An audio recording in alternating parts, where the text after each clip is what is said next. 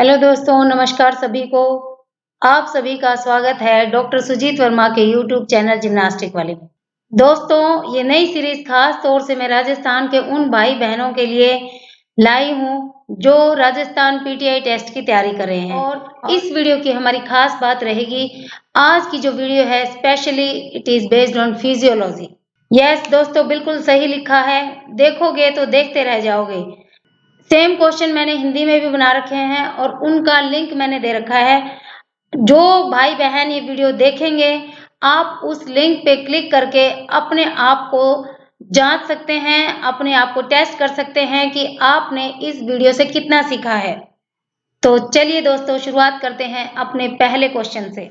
हमारा पहला क्वेश्चन है, when body is unable to properly use the energy system suitable for activity and poorly conditioned leads to, यानी कि जब हमारी बॉडी पूरी तरह से अपने एनर्जी सिस्टम को यूज करने में असमर्थ होती है एक्टिविटी के लिए और पुअर कंडीशन में होती है, तो क्या हो सकता है। ऑप्शंस आपके सामने हैं। ऑप्शन में बारी बारी से ऑप्शन नहीं पढ़ूंगी, इसमें हमारा समय बर्बाद होता है। सीधा सीधा राइट आंसर की बात करूंगी और अगर डाउट वाले जो भी ऑप्शन है उनको मैं फर्दर एक्सप्लेन करने की कोशिश करूंगी। तो हमारा सही आंसर है B, early onset of fatigue, मतलब कि जल्दी हम थकान महसूस करेंगे। अगर हमारी बॉडी अच्छे से एनर्जी यूज नहीं कर पा रही है और हमारी पुअर कंडीशन है तो हम जल्दी थकान महसूस करेंगे। हाँ दोस्तों, बिल्कुल सही है, अगर एनर्जी यूज नहीं करेंगे तो हम जल्दी थकान महसूस करेंगे। चलिए नेक्स्ट क्वेश्चन की बात करते हैं। नेक्स्ट क्वेश्चन में जाने से पहले फर्स्ट क्वेश्चन के ऑप्शन में एक वर्ड आया है सोरनेस। सोरनेस का मतलब है दोस्तों मसल स्ट्रेस। जैसे हमारी बॉडी में मेंटल स्ट्रेस होता है, वैसे ही हमारी मसल पे भी स्ट्रेस होता है, जिसको हम कहते हैं टेक्निकल भाषा में सोरनेस। टीडी मतलब होता है धीरे धीरे यानी स्लोली। चलिए अब चलते हैं दूसरे क्वेश्चन की तरफ। दूसरा क्वेश्चन है, except the one which is not use interchangeably with VO2 max, यानी कि दिए हुए चारों ऑप्शन में से एक ऑप्शन ऐसा है जिसको हम सॉरी दोस्तों, यहाँ VO max लिखा है, ये है VO2 max। तो VO2 max की जगह हम यूज नहीं कर सकते, बाकी तीनों ऑप्शन को हम यूज कर सकते हैं। The correct answer is muscular endurance. हाँ दोस्तों, पेशी सहन शक्ति, इसको हम VO2 max की जगह यूज नहीं कर सकते। बाकी aerobic capacity, aerobic power, maximal oxygen uptake, तीनों को हम इंटरचेंजेबल यानी कि as a synonym of VO2 max हम यूज कर सकते हैं। नेक्स्ट क्वेश्चन है, from the given option which function is not performed by the muscles, यानी दिए हुए विकल्पों में से कौन सा ऐसा काम है जो हमारी मसल्स के द्वारा नहीं किया जाता। The correct answer is generating power. हाँ दोस्तों, हमारी मसल जो है वो पावर जनरेट नहीं करती हैं। They can stabilise the joints, यानी ज्वाइंट्स को स्थिर रखने में, स्टेबल रखने में, बैलेंस रखने में ये हेल्प करती हैं। प्रोडक्शन ऑफ मूवमेंट में भी ये हेल्प करती हैं, यानी कि with the help of skeleton muscles हमारी जो है मूवमेंट में भी हमें मदद करती हैं, यानी कि चलने फिरने में भी मदद करती हैं। और हमारे बॉडी का पोस्चर, यानी कि जो हमारा स्थिति है, आसन भी इसको कहते हैं, हमारी बॉडी के पोस्चर को भी ये मेंटेन करने में हेल्प करती है। लेकिन दोस्तों, मसल कभी भी पावर जनरेट नहीं करती है।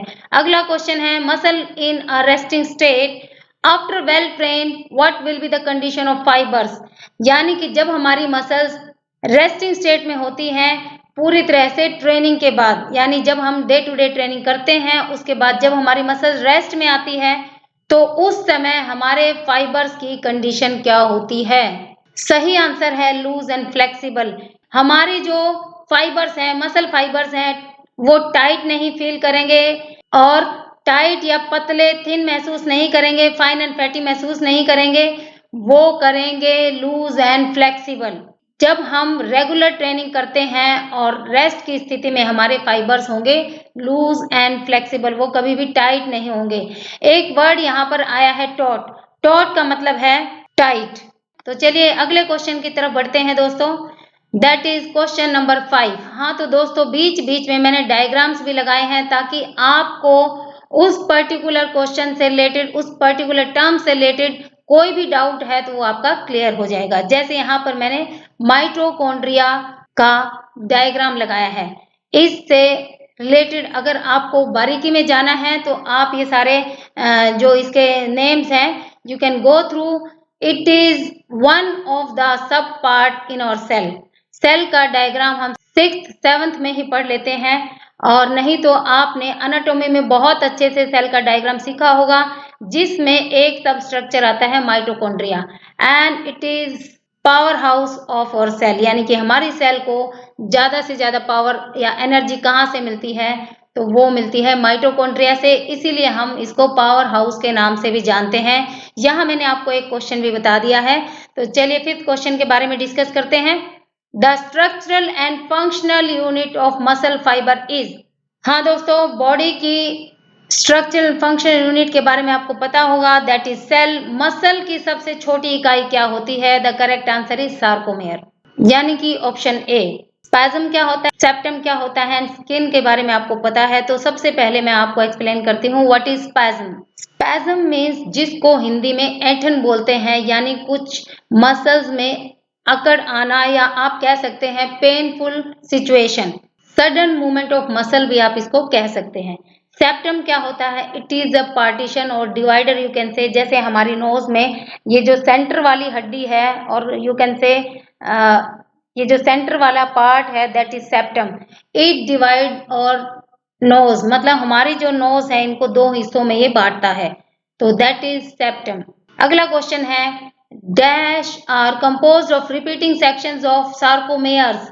और सार्कोमेयर्स को हम alternating dark and light bands भी कह सकते हैं। सार्कोमेयर का माइक्रोस्कोपिक स्ट्रक्चर देखेंगे तो हमें लाइट एंड डार्क इसमें अल्टरनेट सेक्शंस नजर आएंगे। वो क्यों आएंगे, उसका आंसर मैं नेक्स्ट स्लाइड में दूंगी और आप समझ जाएंगे।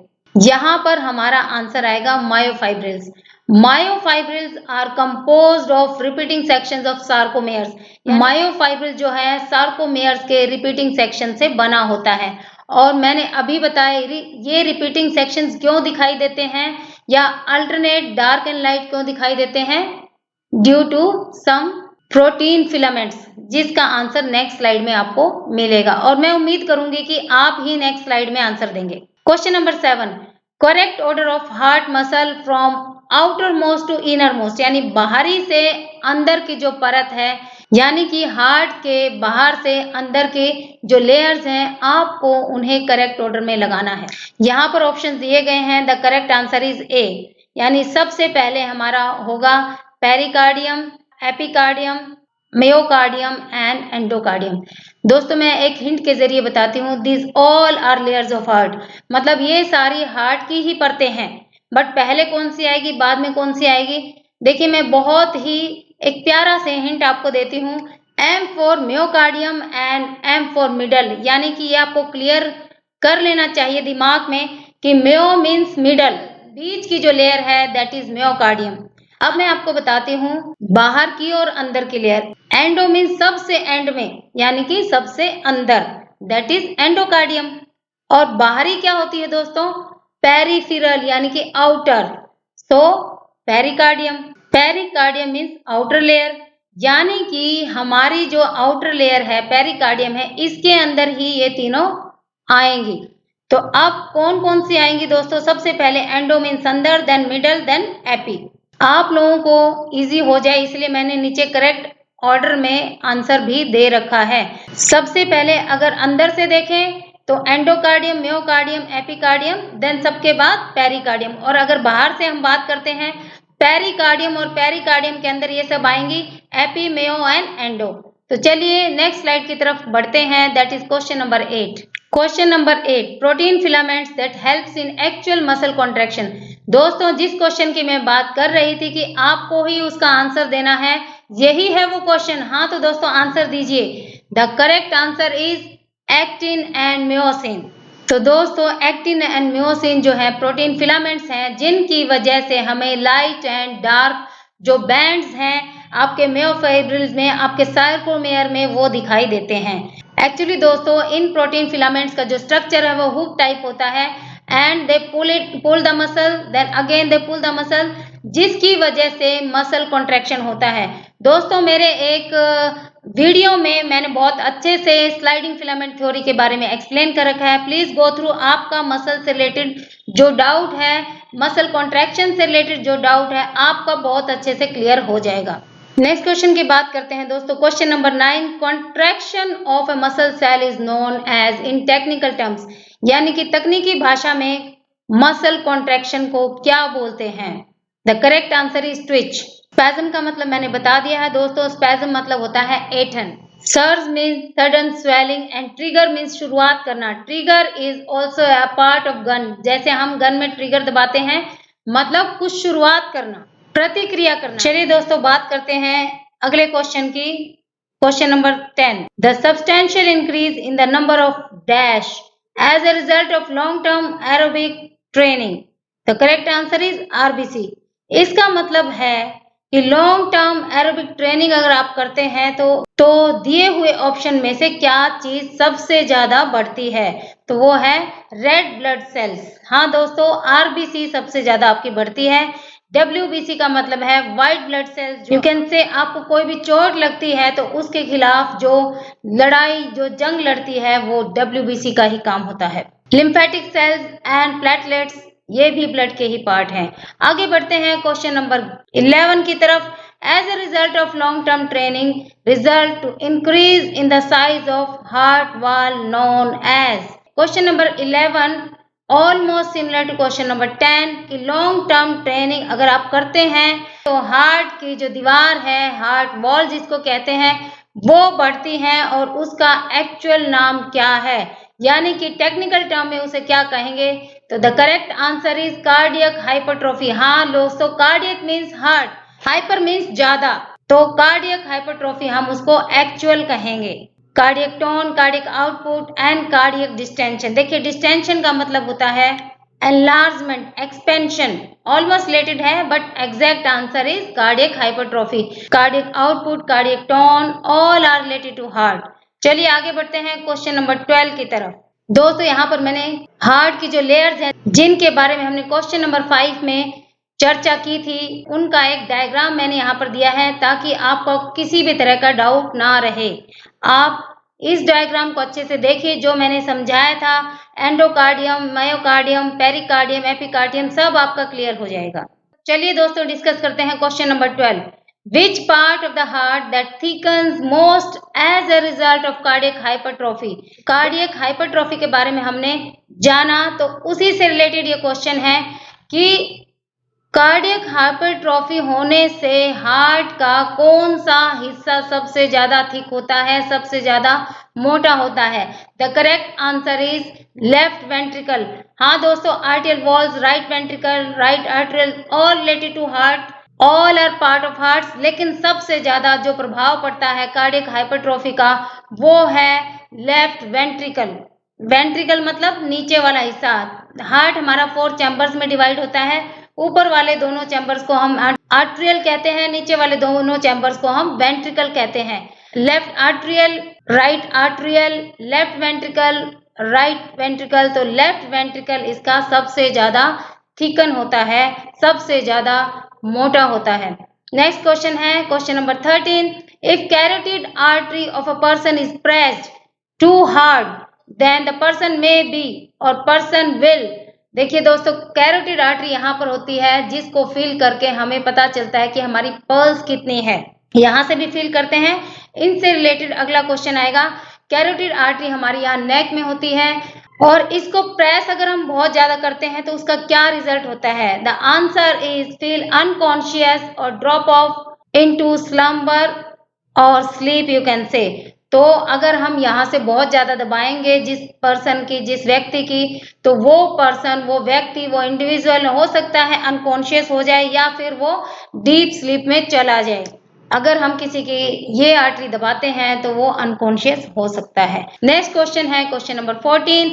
Find out the places of artery in the body where pulse may be palpated, यानी कि वो कौन कौन से पार्ट है, वो कौन कौन सी जगह है जहां से हम पल्स को फील कर सकते हैं। जैसे एक मैंने बताया कैरोटिड आर्टरी, बाकी कौन से हैं? The correct answer is B, यानी neck, wrist, elbow and groin, आपके पेल्विक का पार्ट, जस्ट जहां से आपकी थाई स्टार्ट होती है। ग्रोन पार्ट की हम बात कर रहे थे दोस्तों। ये डॉल है मेरे हाथ में, मैं यहाँ से बताती हूँ। ये आपका पेल्विक बोन है, यहाँ थाई जहां से हमारी स्टार्ट होती है, that is your groin part. यहाँ से हमारी जो पल्स है वो हम इस हिस्से से भी आपकी फील कर सकते हैं। नेक, देन आपका रिस्ट, देन आपका elbow and your groin part. अगले क्वेश्चन की तरफ बढ़ते हैं दोस्तों। Question number 15, individuals remain with in normal range if not suffering from high BP और लो बीपी। अगर कोई व्यक्ति हाई बीपी या लो बीपी का शिकार नहीं होता, यानी उसको कोई भी तरह की प्रॉब्लम नहीं होती, तो उसकी नॉर्मल रेंज क्या होती है? The correct answer is 120/80 mmHg। सीधा सा क्वेश्चन है, सीधा सा जवाब है। आगे बढ़ते हैं क्वेश्चन नंबर 16 की तरफ। Among the following, which one is innermost layer of human eye? यहाँ पर सारे ही ऑप्शन आइसोलेटेड हैं, बट इनरमोस्ट लेयर कौन सी है? The correct answer is retina. दोस्तों राइट साइड में मैंने ये देखिए यहाँ पर आई का डायग्राम भी दे रखा है। आपका जो भी डाउट है लेयर से रिलेटेड, इसके पार्ट से रिलेटेड, वो बहुत अच्छे से आपका क्लियर हो जाएगा। देखिए, this is cornea, प्यूपिल, iris, Clara and this is retina. और सबसे इंपॉर्टेंट, सबसे प्यारा सा हमारा लेंस, दिस इज और lens, this is optic nerve. आगे बढ़ते हैं क्वेश्चन नंबर 17 की तरफ। From the given option name the cells which make insulin in pancreas, यानी पेनक्रियाज जो हमारा है उसमें इंसुलिन कौन सी सेल बनाती है? The correct answer is islet cell. दोस्तों आइलेट सेल्स हैं जो पैनक्रियाटिक सेल्स भी जिनको कहते हैं, और वो यहाँ पर हार्मोन प्रोड्यूस करती हैं। नेक्स्ट बात करते हैं जर्म सेल्स की। जर्म सेल्स मैन वुमेन दोनों में प्रेजेंट होती हैं।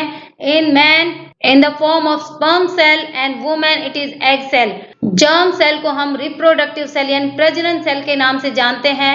एग सेल जब स्पर्म सेल से मिलती है तो एक नई सेल का प्रजनन होता है, नई सेल उत्पन्न होती है, नई सेल का जन्म होता है। Next is epithelial cell.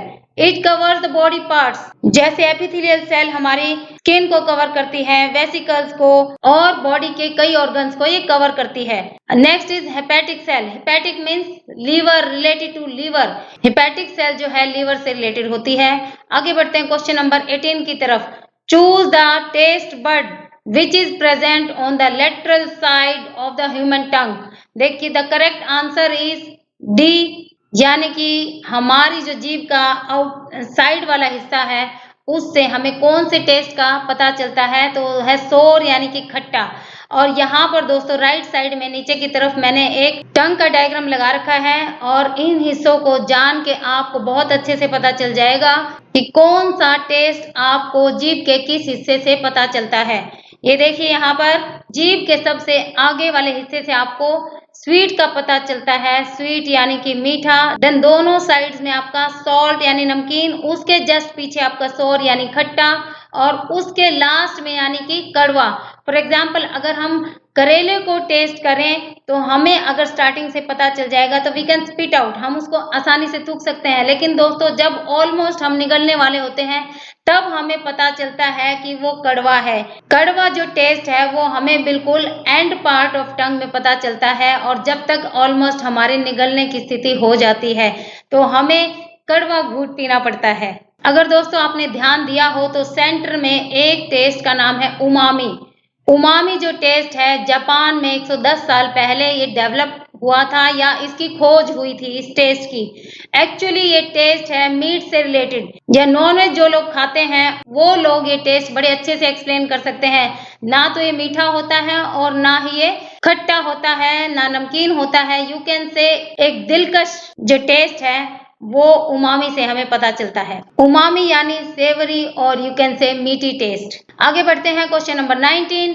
Human brain has a centre for controlling breathing. Select the correct answer from the given option. यानी कि हमारे ब्रेन में एक ऐसा सेंटर होता है जो ब्रीदिंग को कंट्रोल करता है। The correct answer is medulla oblongata. These are all part of brain, but here the correct answer is medulla oblongata। हाँ दोस्तों, मेडुला ऑब्लोंगाटा से ही आपकी ब्रीदिंग कंट्रोल होती है, यानी कि ये ऐसा सिग्नल भेजता है जिससे हमें पता चलता है कि हमारा इनहलेशन यानी इंस्पिरेशन कंप्लीट हो गया है, we have to stop inhalation, then we will start exhalation यानी सांस लेना बंद करो। हमारे जो लंग्स हैं वो अपने कैपेसिटी तक फूल चुके हैं और हमें सिग्नल मिलते ही हम अपना सांस लेना बंद कर देते हैं और सांस छोड़ना शुरू कर देते हैं। दोस्तों, मेडुला ऑब्लोंगाटा ही वो ब्रेन का पार्ट है जहां से ब्रीदिंग कंट्रोल होती है। अगला क्वेश्चन, यहाँ पर एक वर्ड आया है डायएन्सेफेलॉन, इनके बारे में मैं चर्चा करूंगी। देखिए, प्रीवियस वीडियो में मैंने डिस्कस किया था fore brain, mid brain and hind brain. Actually ये 3 पार्ट्स हैं ब्रेन के जो कि 5 सब पार्ट्स कवर करते हैं। जैसे फोर ब्रेन के 2 पार्ट आते हैं हमारे, telencephalon and diencephalon. Mid brain जो कवर करता है that is mesencephalon, very easy to learn, M for mid brain, M for mesencephalon. And the next is, और हिंड ब्रेन में हमारे आते हैं मेटेनसेफेलन एंड मेलिनसेफेलन। तो यानी ये दोनों जो है एम से रिलेटेड हैं हिंड ब्रेन के पार्ट। आप याद कर सकते हैं दोनों एम के अल्फाबेटिकल आएंगे, यानी कि MET, टी पहले आएगा MY से, तो alphabetically you can very well learn metencephalon and myelencephalon. आगे बढ़ते हैं क्वेश्चन नंबर 20 की तरफ। Which one is the structural and functional unit of the human nervous system. अभी तक हमने जाना बॉडी का structural and functional unit that is cell, फिर हमने जाना मसल्स की सबसे छोटी इकाई कौन सी है। अब हम बात करते हैं नर्वस सिस्टम की सबसे छोटी इकाई कौन सी है। दोस्तों, अगर आपको याद हो तो प्रीवियस वीडियो में हमने बात की थी एक्सक्रीटरी सिस्टम की छोटी इकाई के बारे में। तो यहाँ पर जो हमारा आंसर है neuron. Neuron is the structural and functional unit of nervous system, यानी कि नर्वस सिस्टम की इकाई क्या है, न्यूरॉन। ये बाकी सब जो है ये भी पार्ट ऑफ न्यूरॉन है। लास्ट स्लाइड में मैंने न्यूरॉन से रिलेटेड स्ट्रक्चर दिया है ताकि आपका इससे रिलेटेड कोई भी डाउट ना रहे।